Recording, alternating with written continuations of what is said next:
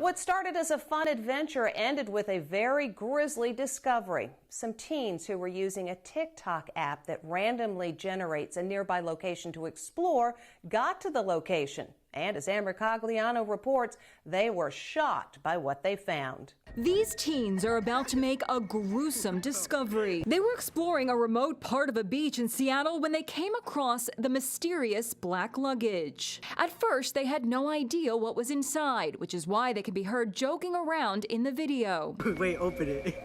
It stinks, y'all. Suddenly, as they poked open the suitcase with a stick, the smell became overwhelming, and only then did they realize something sinister might be inside. When cops got there, they confirmed the presence of human remains in the trash bag stuffed inside the suitcase. So how did the teens end up here, at this specific location where they found the suitcase? They were directed there by a smartphone app called Randonautica. Randonautica? Randonautica. Randonautica? Randonautica. Randonautica. Randonautica. The mysterious Randonautica app. So, what is Randonautica?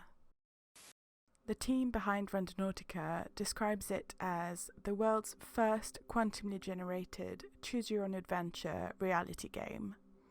Randonautica launched in early 2020 but really blew up once COVID-19 hit because it offered a well-needed form of socially distanced entertainment. It became particularly popular over TikTok, where users documented themselves encountering strange individuals, finding random objects or bones, or even witnessing deaths or finding dead bodies. Understandably, as the app gained in popularity and with more and more scary videos appearing on social media, people started wondering how the app actually works, what purpose it serves, and if it is really as harmless as it claims to be. People have been wondering if the app is connected to 911, if it's tracking or listening to its users, or even if it has some kind of connection to the deep web. Tonight I'm going to be exploring the mystery surrounding Randonautica, and at the end of the video I will also be sharing my opinion. So come with me as we venture down the Randonautica rabbit hole.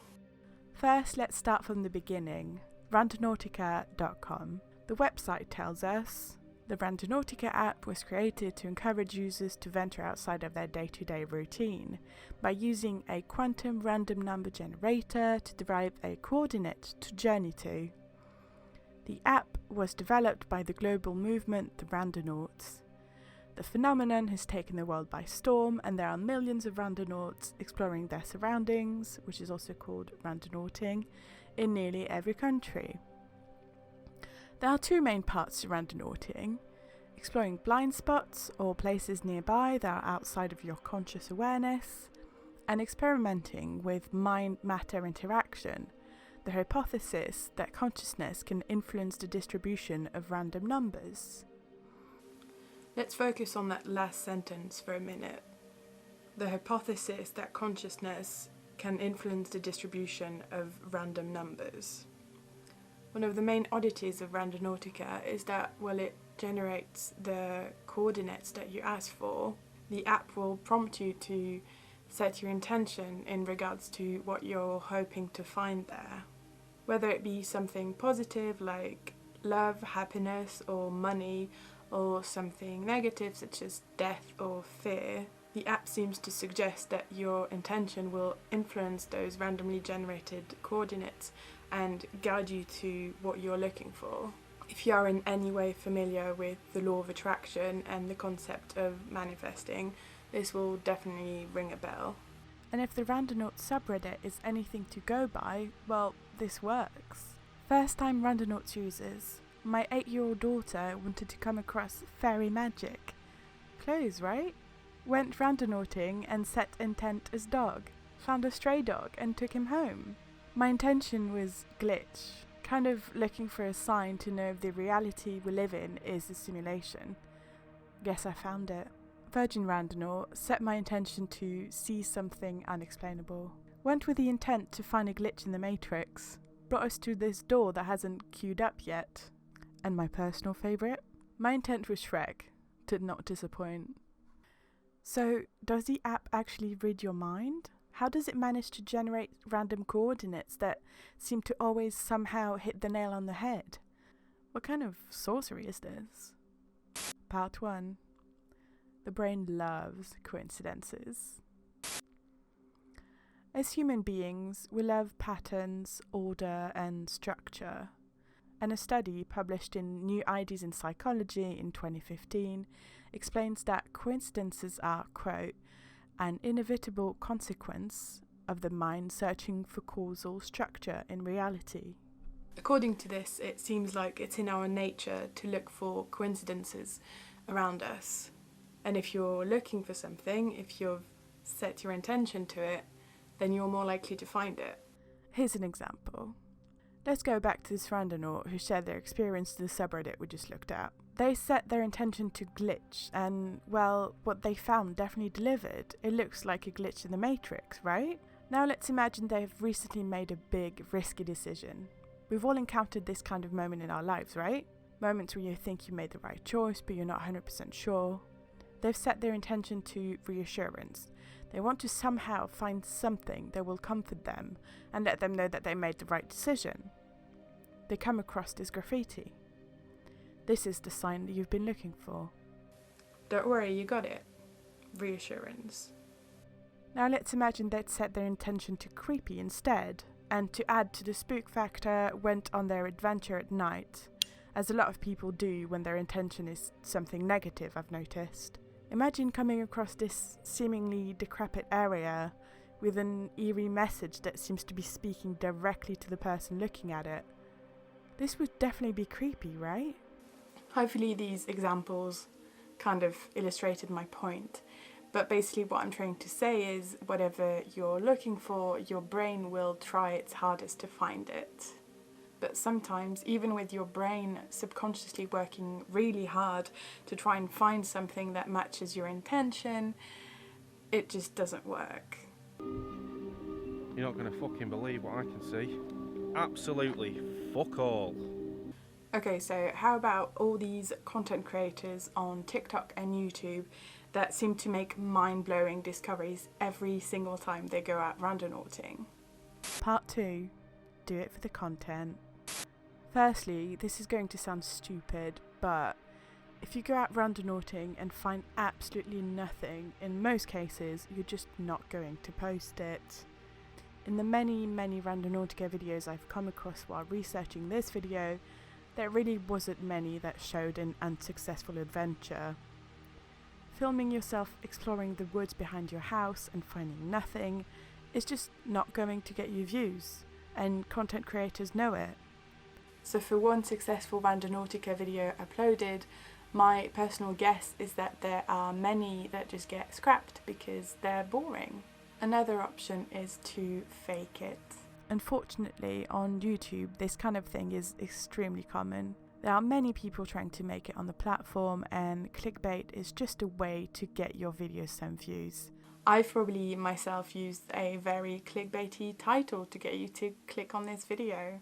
But some people go even further and stage the whole video in an effort to get more views and subscribers, which, when it's not disclosed, is kind of shady. Here are a few examples that I've come across in my travels. Now, here we have a classic example of a clickbait thumbnail with this very creepy looking lady who, if you've ever come across a model called Alison Harvard, you might think she looks kind of familiar. And then we've got this guy who literally buried a fake skeleton just to get a thumbnail. And that's just a few of many examples. Over on Reddit a few days ago, a post appeared accusing most of the top posts that we were just looking at to be faking their results for attention. Most of the top posts are obviously fake. Mods need to do something. A very clear example would be that End of the Rainbow post with more than 3k upvotes, which is literally physically not possible and can be disproven with one simple Google search. Or the posts made by new accounts that only have those, with coincidences seemingly bordering on the supernatural. Please take this more seriously because it takes away from the beauty of this all. Randonauting is really important to me, and I don't want it to be ruined by these dumb attention grabs. Now, of course, the people that create these videos or post aren't doing it to cause harm or anything. They're making the videos for entertainment purposes, like we all do. However, these videos tend to create a false narrative around Randonautica, so I would like to encourage you to use your own critical thinking and not believe everything that you see. Part 3. My opinion. So what do I think of all this? So if it wasn't clear by now, I have a very realistic approach to the whole thing. In my opinion, the app isn't reading your mind, it's not listening to you, it's not connected to 911 or the deep web. It does exactly what it says on the tin. It gives you random coordinates to go explore, and your brain just does the rest. When it comes to the really unfortunate discovery that you saw at the beginning of this video and probably all over the internet, it was just that. It was a really unfortunate discovery. As horrible as it is, bodies are discovered by dog walkers or hikers, so why not randonauts? I just want to say that my thoughts go to the families of the now identified victims, and also to the kids that found the dead bodies, because it must be quite a traumatic experience. Now, when it comes to content creators using Randonautica for views, I think as long as it's harmless and it's clearly labelled as staged, it's fine.